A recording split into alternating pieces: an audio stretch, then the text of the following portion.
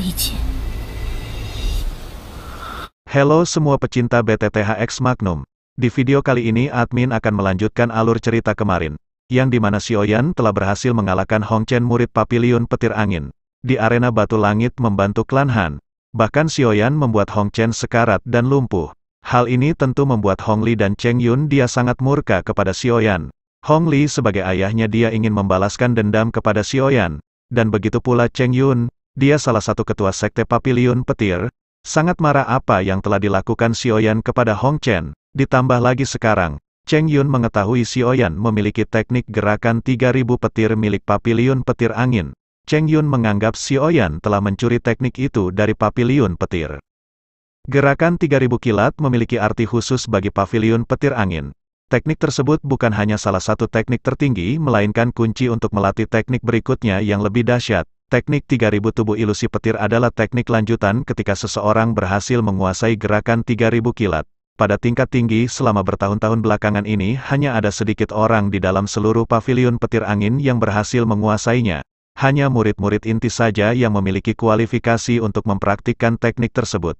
Saat ini bagaimanapun orang tua berjubah abu-abu itu pun telah melihat kelincahan dari teknik yang ditampilkan oleh Xiaoyan. Secara alami ia terkejut melihat orang luar dapat menguasai teknik gerakan 3000 kilat dengan sempurna dan dengan sangat baik. Ekspresi kelompok Hanci pun seketika berubah setelah mendengar perkataan dari Cheng Yun. Tatapan terkejut mereka melihat ke arah Xiaoyan dan jelas mereka juga merasa sangat terkejut bahwa Xiaoyan sebenarnya memiliki keterampilan pamungkas Wind Lightning Pavilion. Sementara itu di sisi lain menanggapi perkataan dari Cheng Yun, Xiaoyan segera berkata bahwa gerakan 3000 kilat hanyalah sesuatu yang ia peroleh dengan secara kebetulan. Xiaoyan lanjut bertanya jika ketua Cheng Yun mendapatkan keterampilan do kelincahan kelas tinggi apakah ia akan mengabaikannya atau mempraktikkannya sendiri. Menanggapi jawaban dari Xiaoyan, Cheng Yun pun tersenyum kemudian berkata bahwa 10 tahun yang lalu aula koleksi buku dari Sekte Petir Utara telah dibobol oleh seseorang tersebut. Akhirnya mencuri cukup banyak metode Qi yang salah satunya adalah teknik gerakan 3000 kilat. Ia berpikir bahwa sepertinya Xiaoyan memiliki hubungan dengan orang tersebut. Menanggapi tuduhan tersebut Xiaoyan pun tersenyum sinis kemudian berkata jika hal itu memang benar-benar adalah tuduhan maka percuma baginya untuk menjelaskan. Xiaoyan lanjut bertanya apakah semua orang dari Wind Pavilion memiliki tingkat seperti ini. Seketika mendengar hal itu Cheng Yun menjadi sangat marah dan berkata agar Xiaoyan menutup mulutnya. Apakah Xiaoyan berpikir bahwa Paviliun Petir Angin adalah sesuatu yang kecil di matanya? Selain itu Xiaoyan benar-benar berani bertindak begitu lancang di depannya. Kau hanya bocah epik yang berlaga. Sementara itu di sisi lain Cheng Yun segera berkata bahwa Xiaoyan memiliki dua pilihan. Yang pertama, Xiaoyan harus ikut bersama dengan Cheng Yun dan bertemu kepala dari Wind Lightning Northern Pavilion. Dengan begitu mereka dapat menyelesaikan permasalahan dengan keputusan yang akan diambil oleh kepala pavilion. Sementara itu yang kedua Xiaoyan akan mati di tangan Cheng Yun dan dengan begitu gerakan 3000 kilat tidak akan tersebar ke orang luar. Menanggapi hal itu Hanci pun hendak berbicara namun segera dihentikan oleh Cheng Yun. Cheng Yun segera berkata bahwa permasalahan ini tidak ada sangkut pautnya dengan klan Han. Namun jika terus memaksa maka ia khawatir bahwa klan Han peperangan tidak terhindarkan. Dan klan Han tidak akan cukup untuk menahan kekuatan dari Wind Pavilion.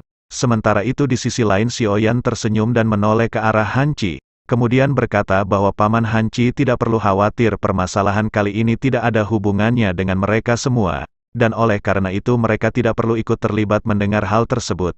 Hanci pun seketika mengencangkan kepala tangannya dan hanya mampu menghela nafas dia menyadari dari perkataan Xiaoyan yang sangat benar-benar memahami situasi di sini. Tak lama setelah itu Cheng Yun pun segera bertanya bagaimana dengan keputusan Xiaoyan terhadap permasalahan tersebut. Xiaoyan segera tertawa kemudian berkata bahwa ia tidak tertarik dengan pavilion dan karenanya Xiaoyan tidak akan pergi. Menanggapi hal itu Cheng Yun pun mengangguk kemudian tak lama niat membunuh pun melonjak dari matanya. Cheng Yun segera berkata jika begitu permasalahannya maka Xiaoyan memilih untuk mati. Mendengar hal tersebut Xiaoyan berkata bahwa untuk menangkap Xiaoyan Cheng Yun belum memiliki kualifikasi dengan kekuatan yang belum mencapai bintang 5 dojong. Seketika perkataan menyebabkan seluruh arena menjadi terpana meskipun penampilan bertarung sebelumnya menakutkan. Namun kali ini orang yang berada di hadapannya adalah seorang elit dojong. Hanci yang ada di sebelah Xiaoyan benar-benar terkejut setelah melihat Xiaoyan yang semula tenang. Tiba-tiba mengeluarkan perkataan seperti itu. Sementara itu di sisi lain Han Sue benar-benar kebingungan dan merasakan ketakutan kemudian memeluk lengan dari Han Yue. Menyadari hal itu Han Yue pun segera berkata untuk tidak perlu khawatir karena Xiaoyan bukanlah orang yang sembrono. Han Yue mengatakan jika Xiaoyan mengatakan hal itu pasti dia memiliki kepercayaan diri sebagai Matic Glory Immortal. Cheng Yun dia pun sangat murka dengan perkataan sombong dari Xiaoyan. Dia pun dengan kekuatan yang sangat tinggi dia pun langsung melesat ke arah Xiaoyan. Namun ketika dia melesat ke arah Xiaoyan, tiba-tiba dari arah lain Han Yue pun dia langsung bergerak. Dia mencoba menahan serangan dari ketua Cheng Yun. Tentu melihat Han Yue yang ikut bertarung membuat semua orang yang berada di klan Han pun sangat terkejut dan begitu pula ayahnya Han Qi. Cerita pun berpindah kepada Xiaoyan. Xiaoyan yang melihat Han Yue akan ikut bertarung dia pun takut Han Yue terluka. Dia pun segera menangkap Han Yue. Dan setelah menangkapnya dengan lembut, Xiaoyan langsung melemparkannya kepada klan Han. Xiaoyan tidak ingin Han Yue ikut dalam permasalahan dirinya dengan sekte petir ini. Cerita pun berpindah kepada Cheng Yun yang langsung melesatkan serangan kepada Xiaoyan yang ternyata serangan itu telah berada di atas kepala Xiaoyan. Ketika serangan Cheng Yun akan mengenai Xiaoyan tiba-tiba muncul sosok misterius, sosok aneh menahan serangan Cheng Yun. Dia muncul di tengah medan pertempuran ini.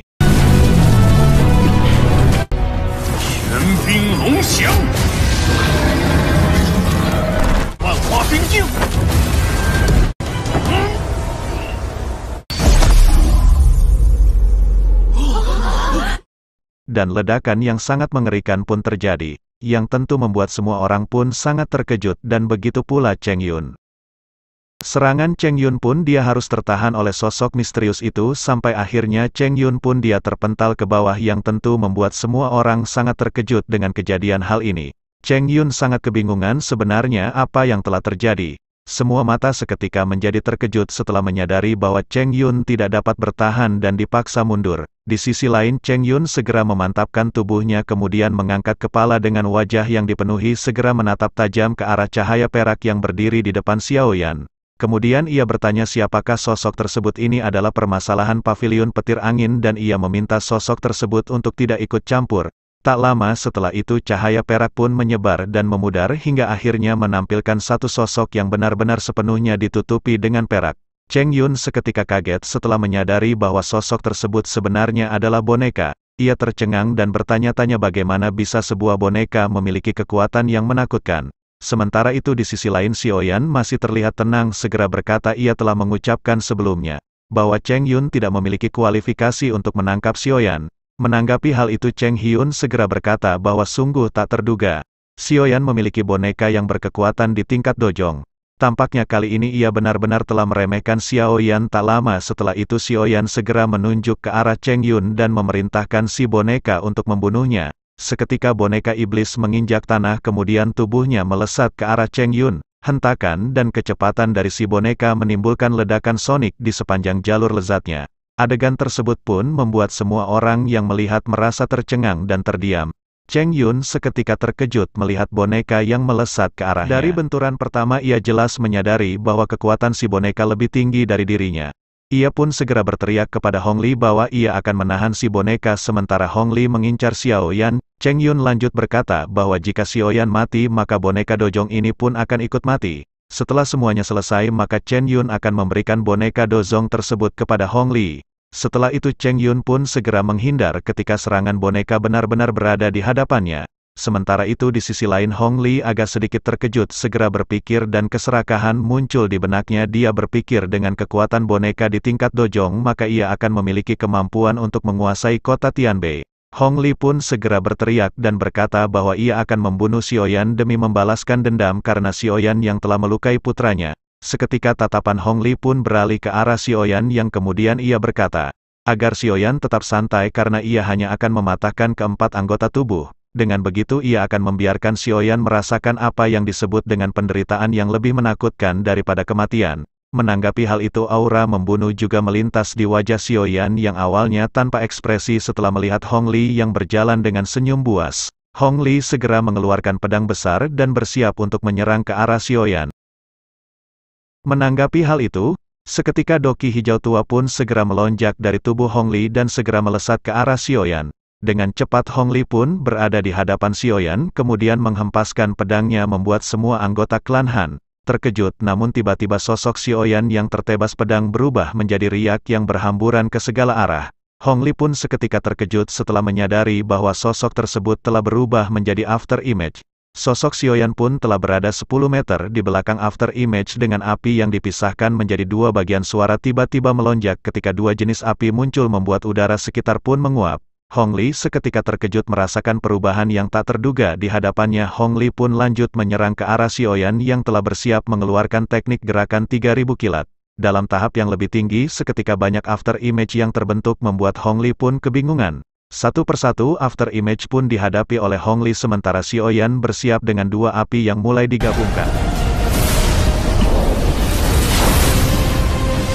Hong Li benar-benar merasa terkejut dan marah setelah tahan oleh beberapa after image di hadapannya. Sementara itu di sisi lain Xiaoyan yang menggabungkan dua jenis api surgawi saat ini merupakan satu hal yang sangat mudah. Oleh karena itu mengandalkan gerakan 3000 petir yang menyibukkan Hong Li di Angry Buddha Lotus Flame pun berhasil dibentuk oleh Xiaoyan. Setelah terbentuknya Angry Buddha Lotus energi yang dipenuhi dengan kekerasan pun segera melonjak ke segala arah. Baik kelompok Hanci maupun kelompok Hong Li sama-sama mengalami keterkejutan. Setelah merasakan energi liar yang sangat menakutkan.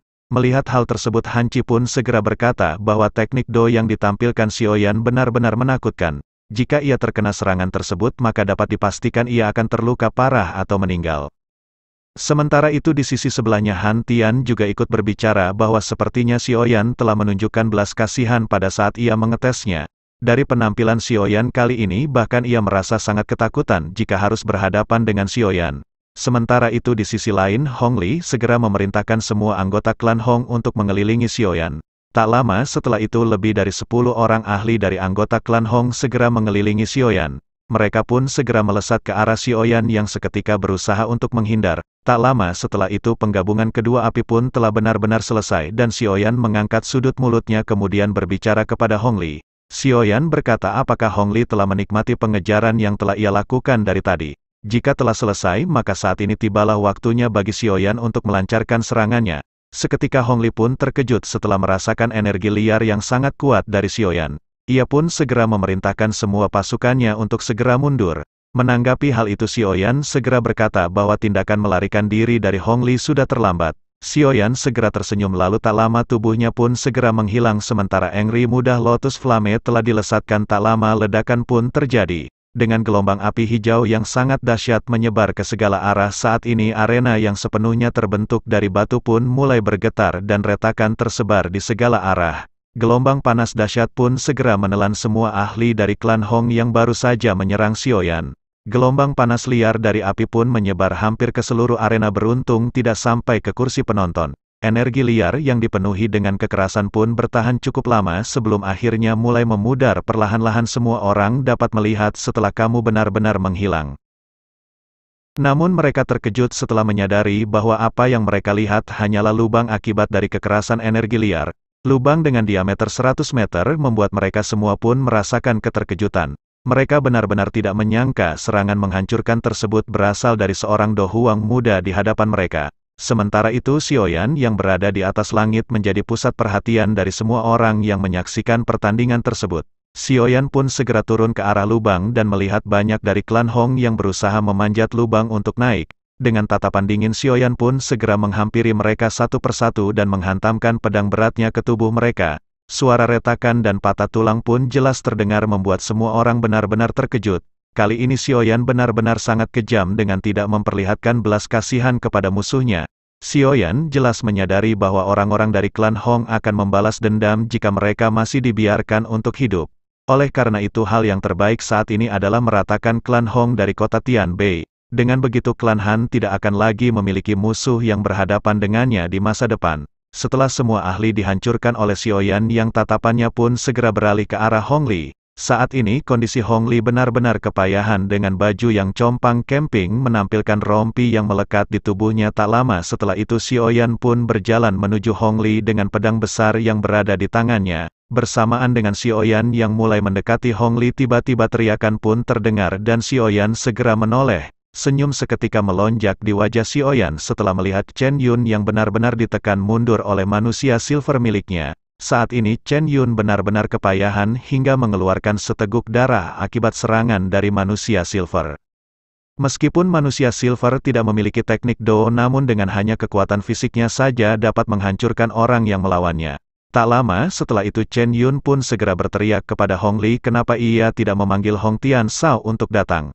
Apakah Hong Li akan berdiam diri diinjak-injak dan melihat klan Hong dihancurkan oleh pemuda tersebut? Mendengar hal itu Hong Li pun segera terkejut dan kemarahan pun kembali melonjak di wajahnya. Ia segera mengeluarkan sepotong giok berwarna merah darah dan mematahkannya di hadapan Xiaoyan. Tak lama setelah Hong Li mematahkan batu giok merah tiba-tiba sosok hitam pun telah berada di hadapannya. Namun tidak lama setelah itu Xiaoyan dengan pedang besar segera dihantamkan ke tubuh Hong Li membuat ia terpental ke lubang dan menghantam batu besar. Seteguk darah pun seketika keluar dari mulut Hong Li yang kepayahan setelah menerima hantaman keras dari Xiaoyan. Seketika setelah benturan bergetar sebelum akhirnya menjadi kaku, cerita berpindah kepada Han Qi. Dia sangat kaget dengan kekuatan mengerikan Xiaoyan. Namun Han Qi tahu Xiaoyan sekarang dalam bahaya, karena Hong Li memanggil sesepuh klan Hong. Dan benar saja tidak lama setelah itu sosok mengerikan muncul dengan kecepatan kilat.